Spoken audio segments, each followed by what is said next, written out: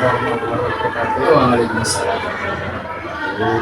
Pertama saya Sadi ya, Bintara Masjidkan Kabupaten Bantul. Pesan saya dari SD Sosari. Kemudian saya diberi tugas untuk wawancara, menceritakan bagaimana pengalaman Bapak selaku kepala sekolah dari SD Negeri Kabupaten ya. Dan juga mendapat di sini jadi pasti punya banyak pengalaman. Oke, yang pertama yang mau saya tanyakan Pak, jadi di sekolah ini pasti hampir semua sekolah punya banyak kasus ya, atau permasalahan. Nah, kemudian bagaimana panjenengan bisa mengidentifikasi itu apakah itu adalah sebuah dilema etika atau sebuah kesukaan moral. Tentunya setiap sekolah memang dalam para besar maupun kecil selalu ada masalah. Tidak mungkin seorang individu atau organisasi itu tanpa masalah itu jelas ya. Pengalaman saya itu ketika saya sebagai kepala sekolah di SD Kabupaten yang pertama permasalahan yang saya hadapi dan juga saya kapasitasnya sebagai ketua BDRI sekalian gitu. Tentunya sering terjadi dilema antara kegiatan pembelajaran di sekolah dengan program kerja yang harus kami lakukan di PGRI. Itu yang sering berbenturan seperti itu. Contoh satu permasalahan dikala kami akan mengadakan kegiatan syawalan Mas, syawalan yang notabene saya sebagai ketua PGRI dan saya sebagai bagian dari kepala sekolah yang ada di wilayah Kapanewon. Nah, yang pertama kami kan harus mengambil hari efektif, karena dari berbagai macam kegiatan itu atau program itu jika mengambil hari libur tentunya kami akan kesulitan dalam melaksanakan atau mewujudkan program. Yang pertama tentunya dilema tentang kegiatan pembelajaran harus belajar karena itu terkait dengan hari efektif. Nah, yang kedua di sisi lain program PGRI kami ya juga harus berjalan begitu. Nah, satu-satunya langkah yang harus kami tempuh sebagai kepala sekolah dan sebagai ketua PGRI, kami harus komunikasi dengan pimpinan. Misalnya dengan Polri, dengan pengawas, ya, terkait dengan kegiatan KBN. Kalau kami meliburkan tentunya kami salah. Yang kedua terkait dengan kegiatan PGRI, kalau kami tidak melakukan juga salah. Jadi kedua-duanya memang kedua-duanya benar harus dilaksanakan dan kami harus membuat skala prioritas. Yang pertama komunikasi dengan pimpinan tadi. Kami selalu berkomunikasi dengan pimpinan agar kedua-duanya jalan. Artinya KBM juga jalan, kemudian kegiatan PGRI yang notabene juga itu semi resmi juga tetap jalan. Untuk KBM biasanya kami membuat keputusan itu berdasarkan arahan dari pembina kami, dari atasan kami itu pulang pagi. Nah, terus kegiatan PGRI-nya itu di antara ambil jam 9 sana. Nah, itu menurut kami secara normatif tidak menyalahi aturan karena KBM jalan sementara kami tidak meliburkan siswa untuk melaksanakan KBM walaupun hanya sifatnya nanti sesaat, hanya 2 jam terus kita pulangkan pagi gitu. Tapi kan kami sudah secara resmi itu berkomunikasi dengan atasan itu. Dan kegiatan PGRI yang notabene itu semi resmi juga bisa berjalan kayak gitu. Jadi dua-duanya sih. Jadi dua pilihan yang harus kami lakukan bersamaan dengan waktu yang bersamaan. Nah, sedangkan tadi diminta untuk supaya berkomentar tentang dua kasus, yang satu jelas salah, yang satu jelas benar. Itu sebenarnya lebih mudah tapi juga berat. Itu pengalaman kami di SD Kabupaten ini. Saya mengambil kebijakan tentang partisipasi masyarakat yang kaitannya dengan anggaran. Tentunya di sekolah kami ini dengan menggunakan dana anggaran dari pemerintah yang berupa BOS pusat dan BOS daerah itu tidak mencukupi. Nah, itu juga dilema karena kami memprogramkan kegiatan di sekolah, kemudian segala anggarannya tidak memenuhi target. Akhirnya kami harus bermusyawarah dengan komite, dengan wali murid atau POT ya. Kaitannya dengan pemenuhan anggaran. Jadi kalau pemenuhan anggaran ini jelas dari pemerintah sudah ada aturan sekolah gratis ya, sekolah gratis. Kenapa sekolah harus masih menggali dana dari masyarakat? Itu kan artinya menyimpang ya. Menyimpang. Tetapi karena semuanya harus didanai dan sedangkan anggaran itu tidak mencukupi dari pemerintah, maka ya mau nggak mau kami harus mengadakan musyawarah, mengadakan untuk mencari mufakat jalan yang terbaik bagaimana agar semuanya bisa program sekolah bisa jalan, kemudian bisa terpenuhi hak-hak anak. Itu kami tetap melakukan musyawarah dengan pemangku kepentingan yang ada di sekolah. Jadi menurut saya kalau saya menggali dana dari masyarakat itu memang salah, karena dari pemerintah sendiri sudah mengibarkan bahwa sekolah SD itu gratis. Kenapa harus ada? Nah itu. Sedangkan kami butuh apa ya? Butuh dorongan, butuh bantuan dari masyarakat. Contoh yang real saja, saya sempat meminta bantuan kepada masyarakat itu tentang pengadaan komputer. Yang notabene komputer itu dipergunakan untuk kegiatan MBK. MBK itu kan resmi dari pemerintah, tetapi pemerintah sendiri tidak memberikan sarananya. Nah, SPDBK itu juga mau. Pemerintah juga lepas tidak memberikan sarana yang lengkap, terutama tentang pengadaan komputer. Sedangkan kalau kami mengandalkan dana BOS 1 tahun banyak bisa membeli mungkin satu, paling banter 2 unit itu kan. Ya, sedangkan jumlah murid kami kan sekarang 20 sampai 25. Kita butuh paling tidak kan 2 sesi gitu. Nah, itu jelas hal yang betul-betul salah, tetapi kami harus punya kebijakan tersendiri bagaimana bisa merogoh hati masyarakat gitu. Harapannya ya biar semuanya jalan begitu. Jadi jelas pemerintah sudah ada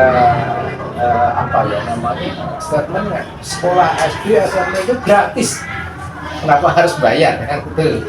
Nah itu jelas yang satunya salah, tapi yang satunya tadi dari saya seperti itu. Nah kemudian ada lagi pertanyaannya Pak adalah bahwa hal apa saja yang selama ini Anda anggap efektif dalam pengambilan keputusan. Jadi Pak Guru kan dengan memberitahu tentang apa langkah-langkah yang harus dilakukan. Tapi apa yang panjenengan anggap itu efektif, dan di antara semuanya yang paling efektif panjenengan harus lakukan adalah apa? Apakah mungkin komunikasi, menjalin komunikasi, apakah mungkin panjenengan melakukan musyawarah, atau bagaimana langkah yang panjenengan anggap itu paling efektif? Ya, apa Pak? Kira-kira? Menurut saya gini Mas, jadi kita lihat aturan atau juknis yang ada di sebuah kegiatan itu bertentangan nggak dengan aturan. Yang kalau tidak bertentangan dengan aturan, yang kedua yang kami lakukan adalah membuat skala prioritas. Kemudian tidak lepas juga dengan komunikasi dengan pihak-pihak terkait. Jadi misalnya kalau di sekolah itu ya tidak bisa lepas dengan tokoh masyarakat yang ada di sekitar sekolah, dengan komite, dengan wali murid, itu harus selalu digandeng. Jadi sebelum memutuskan suatu keputusan, belum mengofikkan suatu keputusan, itu tentunya prosesnya harus dilalui seperti itu. Jadi kami akan membuat keputusan seperti ini berhubungan dengan norma atau aturan tidak. Tentunya diselaraskan dengan misalnya juga.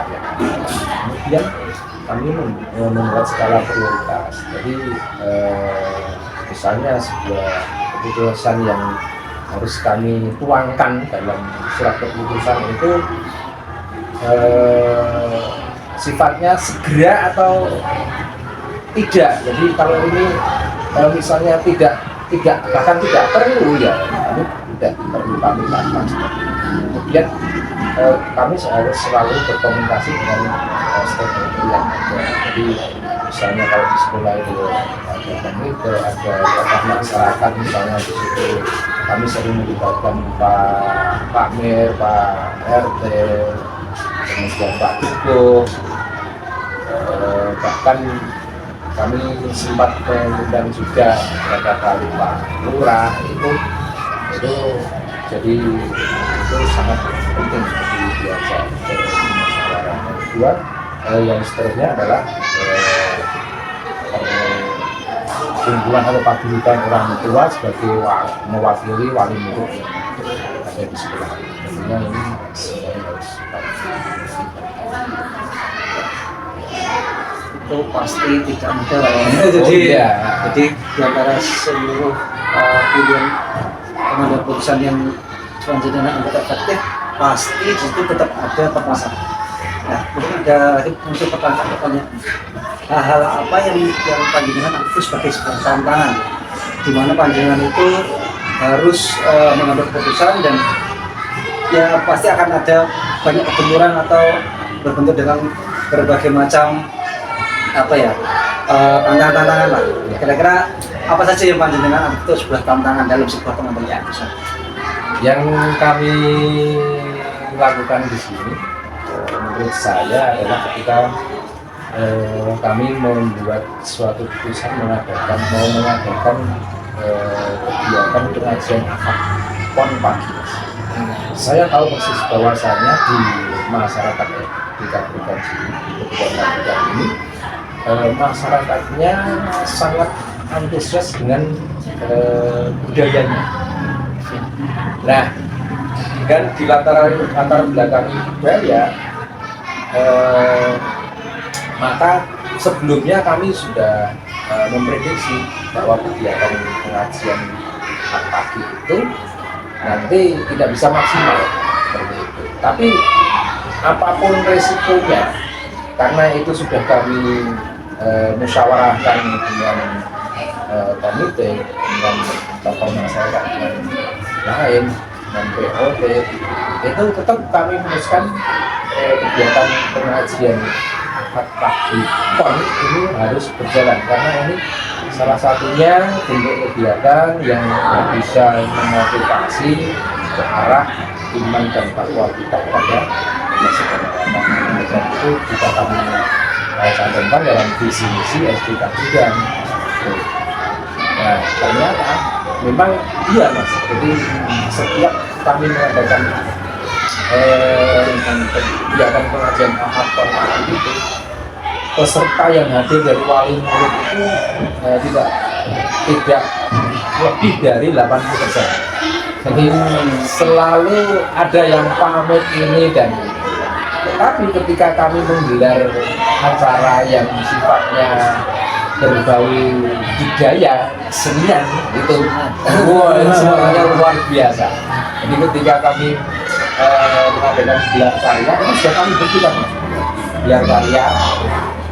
Sekaligus kami mengadakan hari ulang tahun Mas SD Kabupaten yang ke-50 tahun itu, semangatnya luar biasa. Bahkan kami mohon dukungan dari pendanaan pun mereka siap, dari tenaga mereka siap, karena dibutuhkan saat kami menggelar acara gelar karya itu kan kami awali dengan kegiatan pawai di keliling kebutuhan kabupaten.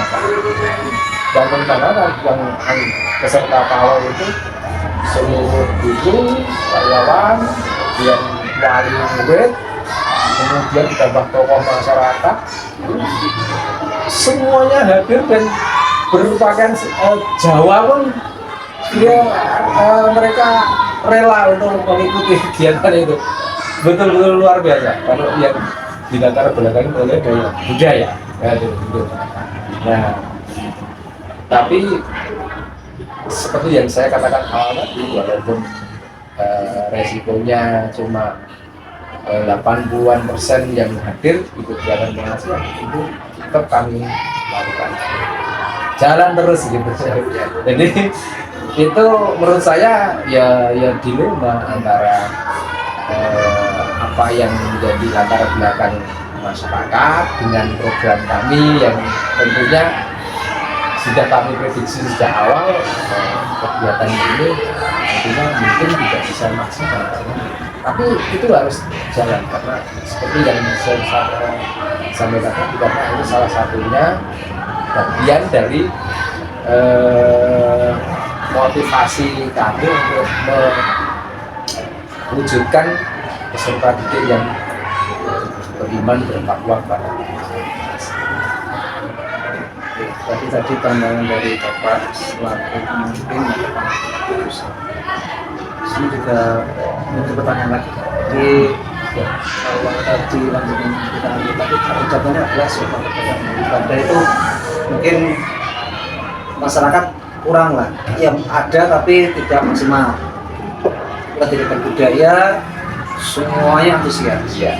Berarti kalau saya boleh garis bawahi, berarti panjangan dalam mengambil keputusan itu saat itu juga. Artinya tidak kita terlalu lama atau tidak perlu dijadwalkan atau kalau berarti seperti itu. Apakah tertutup atau tidak? Sebetulnya ketika kami membuat suatu keputusan itu sudah melalui proses juga. Jadi prosesnya panjang sebetulnya. Jadi ketika ada kegiatan pertemuan POT, kegiatan komite, itu kami sampaikan terlebih dahulu. Terus ketika kami ketok palu itu kami sampaikan pada momen kami menyampaikan rapat awal tahun pelajaran sekaligus menyampaikan program sekolah. Nah saat itu ada stakeholder yang komplit tentunya. Saat itu menurut saya itu momen yang tepat untuk menyampaikan sebuah keputusan. Walaupun prosesnya panjang, yang saya sampaikan tadi lewat pertemuan POT, pihak kelas kan mengadakan pertemuan POT dalam satu bulan itu mungkin, kemudian di beberapa bulan sekali atau triwulan itu kami juga mengadakan pertemuan dengan komite. Nah, itu dalam proses itu kami sampaikan terlebih dahulu. Jadi saat walaupun saya sendiri sudah sudah memetakan bahwa sebenarnya masyarakat di Kabupaten ini memang antusiasnya di kebudayaan luar biasa, karena saya sendiri tahu bahwa masyarakat di sini itu senang potret, senang karawitan, senang wayang, kemudian ada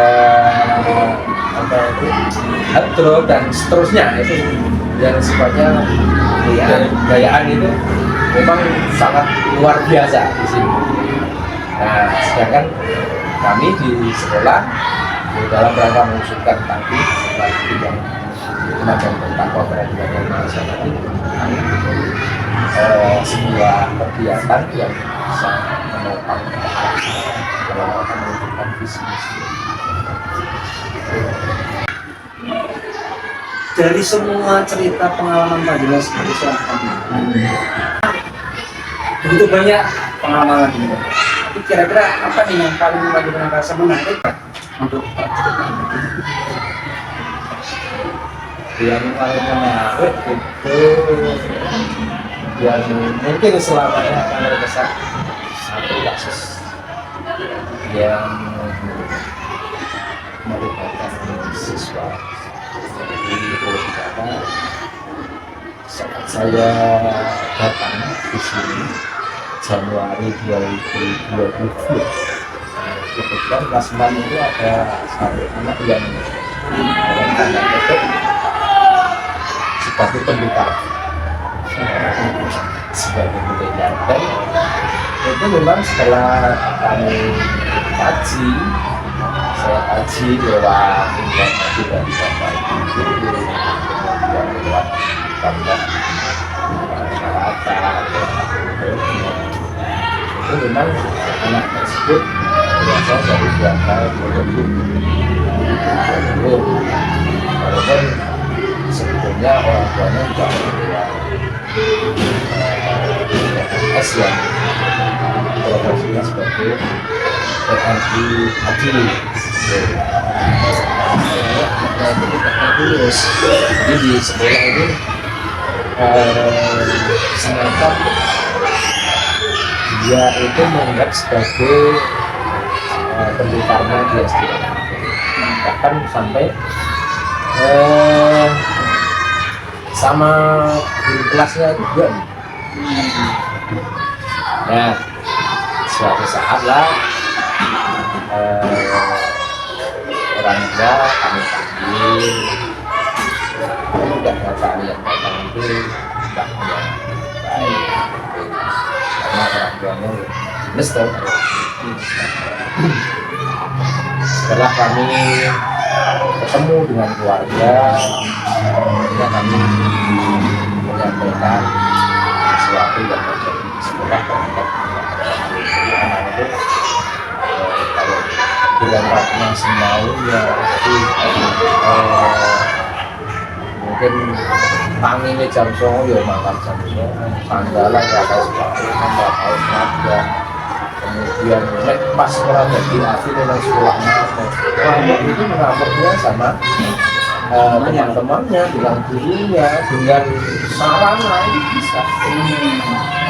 Ketika ngamuk itu pintu dikunci, biasa. Memaki-maki gurunya hal yang biasa. Memaki-maki temannya sekelas itu malah luar biasa.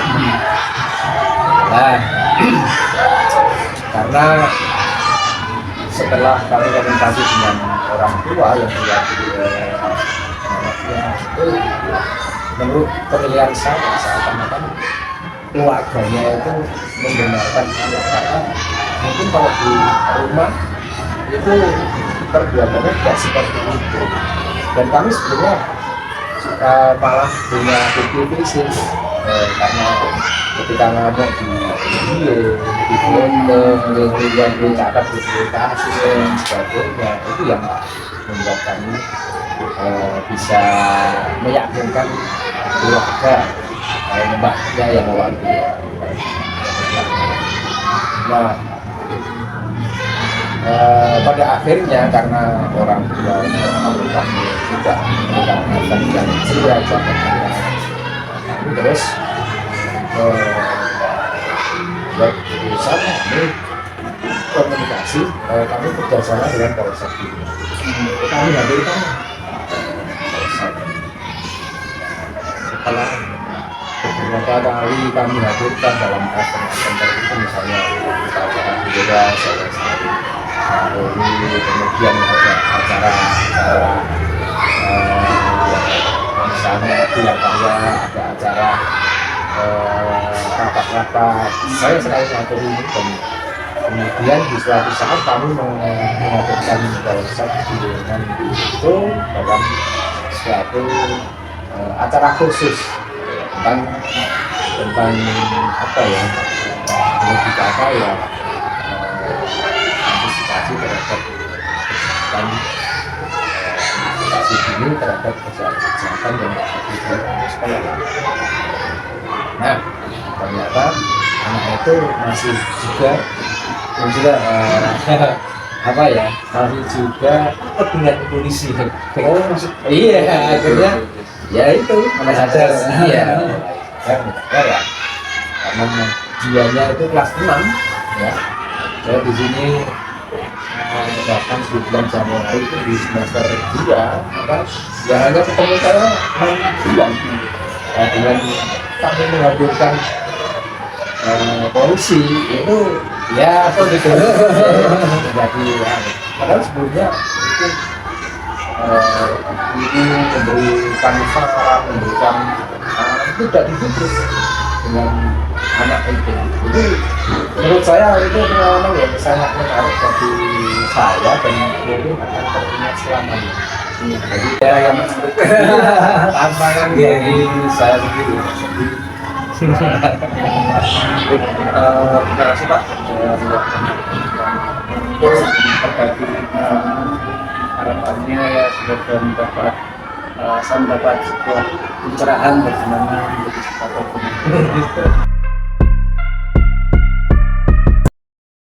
Assalamualaikum warahmatullahi wabarakatuh. Waalaikumsalam warahmatullahi wabarakatuh. Menjauh saya selaku penggerak angkatan 9 dan tugas untuk mewawancarai pimpinan, dan salah satunya adalah pimpinan di sekolah yang saya ajar. Di kami dalam angkatan 9 diberikan amanah untuk dapat mencari pengalaman, diberikan sebuah tugas untuk bagaimana belajar menjadi sebagai seorang pemimpin yang memiliki keputusan yang mungkin dirasa berat atau baik itu tergantung sudut pandang, karena kita tidak akan bisa untuk menyenangkan semua pihak. Tapi dalam sebuah keputusan pasti ada pertimbangan dan ada hal-hal yang menjadi ya pertimbangan kita dalam menentukan sebuah keputusan. Yang perlu kita pahami di sini adalah bahwa dalam sebuah situasi itu terjadi dua situasi atau dua keadaan, yaitu adalah dilema etika dan sebuah rujukan moral. Dilema etika adalah bagaimana ketika kita ditempatkan dalam sebuah situasi yang ya menurut kita dua-duanya itu benar. Benar yang bagaimana? Ya tentunya benar dalam sudut pandang masing-masing. Kemudian yang kedua adalah rujukan moral. Itu adalah sebuah situasi di mana kita dihadapkan sebuah situasi ketika kita dihadapkan pada sebuah situasi yang ya kita jelas tahu kalau satu salah, satu benar. Tapi karena banyak faktor yang mengaruhi, akhirnya kita juga menjadi sebuah ya dilema dalam sebuah permasalahan kita. Itu saya ingin bertanya pada Ibu Karni selaku Kepala Sekolah SD Sari, bagaimana panjenengan dapat mengidentifikasi sebuah situasi, kapan itu menjadi sebuah dilema etika, kapan itu menjadi rujukan moral, dan mungkin bisa menyertakan contoh seperti itu. Baik, sementara saya Pak memberikan pengantar tanggapan apa yang dimaksud dari awal tadi. Terima kasih untuk waktunya nggih diberikan kepada saya sebagai pimpinan penjenengan yang mana memang tugas untuk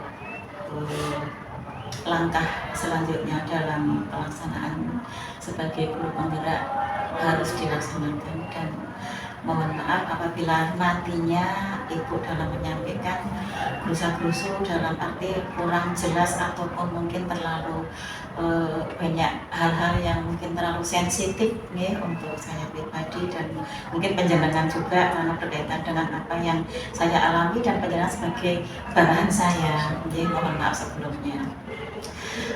Baiklah, untuk apa yang disampaikan tadi masalah bagaimana kita menghadapi permasalahan atau menemukan satu permasalahan yang ada di lingkungan sekolah saya sebagai pimpinan, di mana suatu saat pasti ada dilema yang mana sesuatu itu tadi menjadikan jelas berat untuk harus saya memberikan kebijakan ataupun keputusan apa yang nantinya bisa dijalankan sesuai dengan apa ya harapan atau apa yang saya maksud. Untuk mengidentifikasi apa yang selalu ada, memang terus terang jujur setiap hari pasti ada masalah, itu pasti ada, dan bagaimana kami atau saya pribadi mengidentifikasi, tentunya saya setiap hari dari pagi sampai pulang, bahkan dari hadir sampai pulang pun sebelumnya saya sudah melihat, memandang situasi di mana saya harus bisa memberikan kenyamanan, utamanya nih kenyamanan, dan tidak ujuk-ujuk untuk sesuatu yang kurang menyamankan yang saat saya melihat di kehadiran saya itu mungkin pertama kali jelas ada yang tidak nyaman untuk saya. Nah, bagaimana saya bisa mengkondisikan ini semuanya? Saya tidak bisa menyebutkan satu-satu, tapi setiap hari pasti ada. Tentunya saya bisa menerima apa adanya keadaan di sekolah dengan tidak terburu-buru untuk langsung memberikan keputusan, bahkan saling menyalahkan. Tapi saya punya tahapan. Jadi saya melihat situasinya dulu. Saya bisa menerima kondisi sekolah yang dimana kita juga bisa memahami teman-teman guru untuk ya ketidaksesuaian harapan itu pasti ada. Tapi bagaimana saya pribadi menata untuk semuanya bisa terkondisikan dengan kenyamanan untuk semuanya. Jadi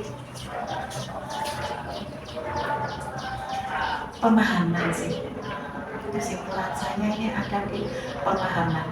Jadi saya harus bisa memahami kondisi, baik kondisi sekolah, kondisi teman-teman guru, maupun kondisi keadaan sekitarnya. Jadi pemakluman saya tetap saya terima sebenarnya. Jadi tidak ujuk-ujuk langsung saya harus begini, dan saat sekarang tidak bisa. Jadi saya kumpulkan dulu identifikasi itu, dan suatu saat saya bisa mengevaluasi refleksinya itu ada di akhir pekan. Kalau akhir pekannya tidak bisa, itu pasti di awal berikutnya, misalkan setelah pekan libur, jadi harus di awalnya itu untuk mengevaluasi di pekan yang belum sempat kami refleksikan. Itu sih sebagai pengalaman guru-guru. Jadi kalau saya punya sedikit garis berarti panjenengan dalam menghadapi sebuah dilema itu jangan pertama adalah jangan membuat konsep bahwa kita harus membuat tahapan ini. Jadi karena ketika kita sudah membuat tahapan, berarti kita tidak dengan serta merta langsung mengambil keputusan. Kita mungkin adalah poin yang bagus, dan ditambah lagi dengan panjenengan dapat menerima dengan pemahaman, bukan berarti panjenengan pasrah, tapi Betul. juga menerima, memahami, berusaha memahami Iya. bahwa keadaan ini ya tidak ada apa ya, tidak ada solusi lain adalah dengan cara kita menghadapinya. Ada sebuah poin juga yang bagus dan diakhiri dengan solusinya itu panjenengan memilih untuk diselesaikan di akhir atau di awal. Itu artinya di awal tahun ajaran atau di akhir tahun ajaran, atau artinya panjenengan memiliki sebuah tahapan yang runtut hingga pada di akhir panjenengan bisa menyelesaikan dengan lebih tepat dan lebih baik lagi. Kemudian tadi ketika panjenengan berbicara bahwa dalam setiap harinya pasti asal ada masalah. Nah, ketika panjenengan itu menghadapi sebuah kepentingan yang dua-duanya itu harus sama-sama diputuskan atau sama-sama benar dan sama-sama mengandung nilai kebajikan, itu kan tidak serta-merta kita langsung nanti saja ketika, tapi pasti karena ternyata tentang tahapan, pasti ada hal yang panjenengan lakukan terlebih dahulu. Apa itu kira-kira apa yang panjenengan lakukan terlebih dahulu berkaitan dengan pengambilan keputusan yang berupa tahapan tersebut? Ya, baik. Jadi itu juga selalu pasti ketemu dengan hal yang seperti itu, ya. Satu kegiatan yang dilakukan dengan saat yang bersamaan atau sama-sama waktunya dan sama-sama itu penting. Tentunya saya pribadi punya trik gitu ya, trik. Tentunya yang pertama harus kita komunikasikan dulu dengan teman sejawat, dengan teman kerja saya sebagai kita itu tidak ada atasan bawahan sebetulnya yang sudah di sekolah kan, ya. Jadi jadi kita teman sejawat, dimana kalau saya yang dirasa satu pimpinan di institusi saya di sini harus ada komunikasi, harus ada komunikasi, dimana komunikasi itu menyampaikan bahwa ini saya ada sesuatu yang harus saya lakukan, bagaimana baiknya. Dan untuk komunikasi ini satu keterbukaan saya, di mana tidak saya manteng untuk wah ini kudu tak komunikasi, wah ini saya, itu berarti saya menggunakan kekuasaan saya ini untuk kekuasaan emosi, gitu. Saya kira kekuasaan emosi yang dimana lingkungan sekitar kerja kita ini kan sebetulnya teman yang bukan untuk memberikan atau menerima keputusannya, kan dalam arti tadi harus sebagai pimpinan harus bisa memilihnya. Jadi semuanya ini saya saya rangkum gitu. Jadi tidak komunikasi dengan yang saya suka, enggak ada, tapi tetap dikomunikasikan di saat kita duduk bersama di ruang yang satu tempat, ini ruang guru terutama. Saya menyampaikan bahwa bagaimana baiknya, dan itu pasti kadang ada tanda kutipnya, tidak boleh diwakilkan misalnya gitu. Selalu ada seperti itu pasti kita ketemu, tidak boleh diwakilkan. Nah, bagaimana saya harus bisa melaksanakan dalam hal kepentingan, dan itu sangat penting. Nah, tentunya semuanya ada kebijaksanaan. Apapun kondisi, maka saya harus membagi dengan teman sejawat saya. Jadi tetap saya tidak ini separuh nggak bisa. Saya kalau menghadapi sesuatu harus fokus. Kalau dari A sampai Y selesai ya benar-benar. Dan yang saya beri ketugasan untuk membantu saya untuk berbagi waktu tadi, tentunya benar-benar guru yang memang bisa dipertanggungjawabkan. Bukan berarti ada guru yang tidak bisa dipertanggungjawabkan, tapi insya Allah setiap kali guru diberikan ketugasan siap. Jadi kesimpulannya Pak Sandi, apapun kondisi yang saya terima pasti ketemu dengan satu keputusan, satu masalah di mana kepentingan itu kepentingan yang sangat penting dan tidak bisa saya lakukan sendiri. Maka saya harus komunikasikan dengan teman sejawat di UI. Ini urusannya kan masalah kedinasan ya. Jadi komunikasi itu penting utamanya. Jadi biar ada pertimbangan, tapi tetap saya harus mempertimbangkan itu dan tidak saya laksanakan sendiri. Dan itu pun saya juga harus mengerti guru yang saya beri tugas atau itu tuh kan ada ketugasan jalan apa tidak serta-merta langsung tunjuk. Anda bisa menggantikan saya untuk tugas ini. Tidak. Jadi kita komunikasikan itu tadi dan siapa yang bisa. Pasti ada yang bisa, tidak ada yang model semuanya tidak bisa, nggak mungkin. Dan itu juga harus ini juga saling menghargai. Itu Pak Sandi. Sebuah langkah yang menurut saya sudah baik. Jadi dalam sebuah pengambilan keputusan itu harus didasari dan kalau saya mengenalnya ada 3 syarat mutlak. Itu adalah yang pertama jelas berpihak pada artinya dalam setiap keputusan pertimbangan pertama adalah itu harus berpihak pada artinya ada aturan yang tidak dilanggar.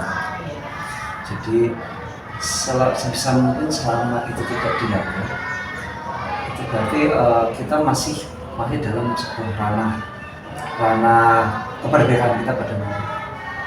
Ketika itu ada satu saja dilanggar artinya ada hal yang tidak dilaksanakan, itu jelas kemerdekaan pada diri kita tidak sempurna atau tidak utuh diberikan.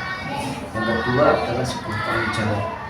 Jadi tidak bisa serta-merta panjenengan mungkin atau bahkan orang-orang lain lah di luar sana ketika mengambil sebuah keputusan tidak dilandasi dengan tanggung jawab, baik dari yang memberi keputusan maupun yang diberikan keputusan. Karena kedua-duanya saling memiliki sebuah rasa tanggung jawab. Artinya ketika keputusan itu sudah diambil ya tidak ada pilihan lain karena sudah diambil dan itu sudah dirasa ya itu adalah sebuah keputusan bersama. Kemudian yang ketiga adalah ketika kita itu menjalankan sebuah keputusan harus dilanjutkan dengan nilai kebajikan. Jadi panjenengan saya tergelitik ketika panjenengan berbicara tentang komunikasi. Itu adalah satu landasan dari kebajikan yang berarti kita jiwa sosial kita atau kita punya nilai kebajikan yang paling penting dalam sebuah organisasi adalah komunikasi. Mungkin untuk beberapa orang adalah hal yang mudah juga, tapi kita tidak bisa memutar bahwa ya itu adalah kata yang mudah tapi agak sulit. Ya, berat. Jadi panjenengan sudah memberikan sebuah tahapan yang baik menurut saya. Dan ya tepat atau tidaknya atau disukai atau tidaknya itu adalah sudut pandang. Tapi kalau berdasarkan apa yang panjenengan tadi sampaikan itu cuma 3 hal syarat mutlak bagi sebuah pengambilan keputusan. Kemudian tadi panjenengan bicara tentang tantangan. Selalu ada tantangan, itu tidak bisa kita hindari. Jadi adalah sebuah tantangan ini adalah ya dilema yang kita hadapi dan harus kita hadapi. Manakala kita menghadapi sebuah tantangan dari panjenengan menyampaikan bahwa sebuah permasalahan akan dibahas atau dibicarakan solusinya dan akan disampaikan solusinya saat di akhir atau di awal acara. Apakah mungkin panjenengan itu memiliki jadwal tersendiri atau memiliki rencana tertulis penyelesaian sebuah masalah atau panjenengan itu tipikal pemimpin yang ya kita tanggung dulu masalah kemudian ketika sudah dirasa itu harus dilaksanakan atau diberikan keputusan kita ambil keputusan atau panjenengan sebuah pemimpin yang ada permasalahan diselesaikan dulu baru kita berpindah ke masa-masa yang lain. Kalau panjenengan bagaimana? Baik. Jadi kita melihat masalah tadi tergantung masalahnya Pak Sandi. Kalau itu memang harus disegerakan untuk mengambil solusi tergantung dari permasalahannya. Kalaupun masalah itu masih bisa kita tampung, artinya tidak betul-betul darurat gitu, ya, itu tadi. Jadi Jadi tergantung permasalahannya. Kalau memang itu harus diselesaikan segera, saya segerakan untuk bisa mempertanggungjawabkan masalah-masalah yang kita hadapi, karena masalah itu jelas tantangan bagi pimpinan ya. Bagaimana pimpinan bisa menerima tantangan itu dan bagaimana untuk memberikan solusinya, dan agar nantinya bisa kondusif, maka tantangan-tantangan yang kita hadapi itu pasti ada, iya. Ya, jadi kita melihat permasalahannya tergantung dari permasalahannya, mau disegerakan mengambil solusi dan keputusan atau harus ditanggung dulu. Jadi prioritas lah, skala prioritas. Jadi walaupun masalahnya ini masih aman gitu ya, ya sudahlah. Tapi kalau memang harus segera ya saya tidak bisa berlama-lama Pak Sandi, karena saya tidak mau untuk permasalahan yang menantang tadi itu menjadikan iyalah gitu ya. Jadi tergantung permasalahannya. Itu aja, simpel aja jawaban saya. Artinya panjenengan tipikal orang yang ya sesuai dengan prioritas. Iya. Ya, prioritas yang tepat juga. Ketika kita menangkap sebuah permasalahan, dilihat dulu kondisinya. Iya. Apakah urgensi yang mendasarinya, ataukah ada keruletan yang perlu dilakukan, itu ada sebelah yang tepat. Artinya berarti selama ini tantangan-tantangan yang panjenengan hadapi itu masih seputar ya hal normal yang terjadi. Bisa dikondisikan. Masih bisa dikondisikan. Masih bisa dikondisikan. Artinya sebuah tantangan tersebut merupakan sebuah ya permasalahan yang masih panjenengan dapat mengkondisikannya masih bisa diselesaikan. Meskipun berat bagi seorang pimpinan, tapi alhamdulillah bisa saya. Itu tadi kita tidak pernah bisa menyenangkan semua orang. Nah, oke, kita atau saya akan melanjut pada dalam sebuah penyelesaian permasalahan. Saya yakin itu pasti secara panjenengan adalah sebuah kebijakan mutlak atau seorang pemimpin tertinggi dalam sebuah instansi di Institut Mercusuari. Tapi kita tidak bisa melupakan bahwa pasti ada ya beberapa tokoh atau teman atau rekan sejawat yang tadi panjenengan sampaikan yang mungkin dirasa membantu panjenengan dalam mempermudah dalam pengambilan keputusan. Tidak perlu disampaikan namanya, cukup ya panjenengan gambarkan bagaimana tokoh ini bisa membantu panjenengan. Sosok seperti apa yang jenengan rasa itu adalah sosok yang membantu panjenengan dalam pengambilan keputusan. Ya, baik. Kita tinggal melihat permasalahannya. Kalau untuk masalah intern dengan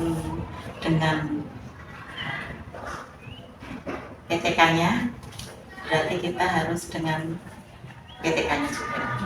Tapi kalau itu urusannya sudah permasalahannya ini kompleks, nah tokoh yang harus saya ajak untuk bicara siapa? Tentunya kita harus mengesahkan apa yang ada di kita dengan masyarakat sekitar. Utamanya komite. Komite tentu juga tidak sesuai dengan harapan kita, tidak selalu. Kadang dengan cara apa saya, ya kita paling mudah menggunakan media sosial. Sekalipun saya sowani, itu saja mungkin juga ketemu nggak ketemunya.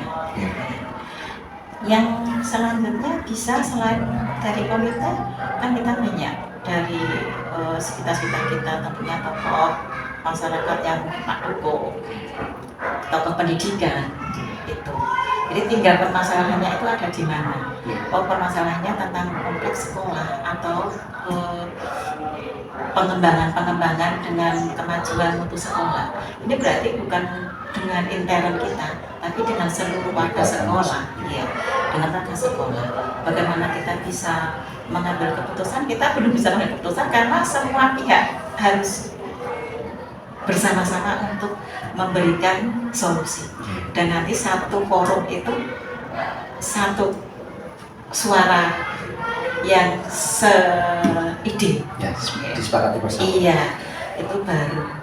Ya, utamanya jadi pertama tokoh masyarakatnya komite nih, komite. Jadi kita tidak lepas dengan komite. Yang kedua paling murid.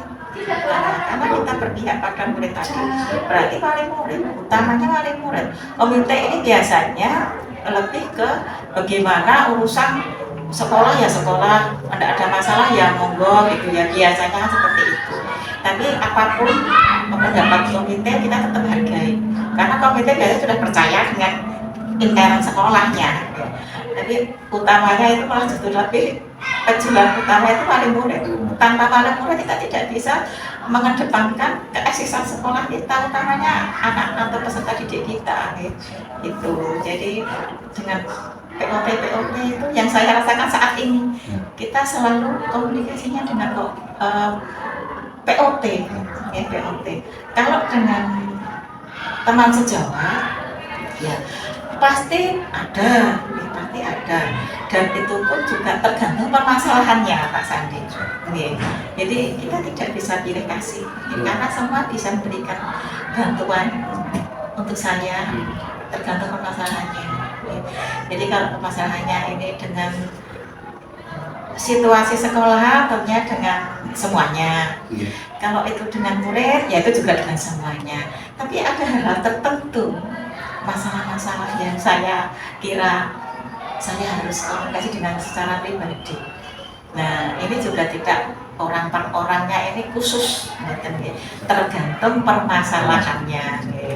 Di semua teman sejawat, guru maupun tenaga pendidikan itu tetap saya ajak komunikasi, di mana masalah itu tentunya porsinya masing-masing.